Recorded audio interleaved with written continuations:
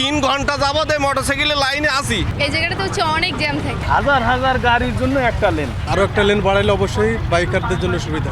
ঈদ যাত্রায় ছুটির প্রথম দিনেই কিন্তু ব্যাপক চাপ পড়েছে পদ্মা সেতু টোল প্লাজা ঘিরে। দক্ষিণাঞ্চলের প্রবেশদ্বার হিসেবে পরিচিত এই পয়েন্টে কিন্তু লম্বা লাইনে করে কিন্তু বিভিন্ন ধরনের যানবাহন পার হচ্ছে এবং পদ্মা সেতু কর্তৃপক্ষ কিন্তু এই যানবাহনের টোল আদায়ে একরকম হিমশিম খাচ্ছে এবং এরই মধ্যে কিন্তু তাদের যে 8টি বুথ রয়েছে তার বাইরে কিন্তু অস্থায়ী আরেকটি বুথ স্থাপন করেছে। সেই বুথ থেকে কিন্তু টোল আদায় করা হচ্ছে এবং 2টি বুথ থেকে টোল আদায় করা হচ্ছে, মাঝে মাঝে 3টিতে কিন্তু রূপান্তর করা হচ্ছে। আর বাকি যে টোলের বুথগুলো রয়েছে সেই লেন দিয়ে কিন্তু অন্যান্য যানবাহনগুলো পারাপার হচ্ছে। বিভিন্ন রকম যাত্রীবাহী বাস ছাড়াও কিন্তু এখানে ট্রাক, কাভার্ড ভ্যান এবং বিশেষ করে ট্রাক ভর্তি গরু নিয়ে কিন্তু রাজধানীতে প্রবেশ করেছে। এদের অনেকগুলো গরু বিক্রির পর ট্রাকে করে আবার বাড়ি ফিরছে। যারা গাড়িতে সিট পাননি তাদের অনেকে কিন্তু ট্রাকে করে বা পিকআপ ভ্যানে করে বাড়ি ফিরছে এবং মোটর সাইকেলে যে চাপ সেটি কিন্তু ব্যাপক আকারে ছিল, সেই চাপ আস্তে আস্তে কমে আসলো, আবার মাঝে মাঝে বেড়ে যাচ্ছে।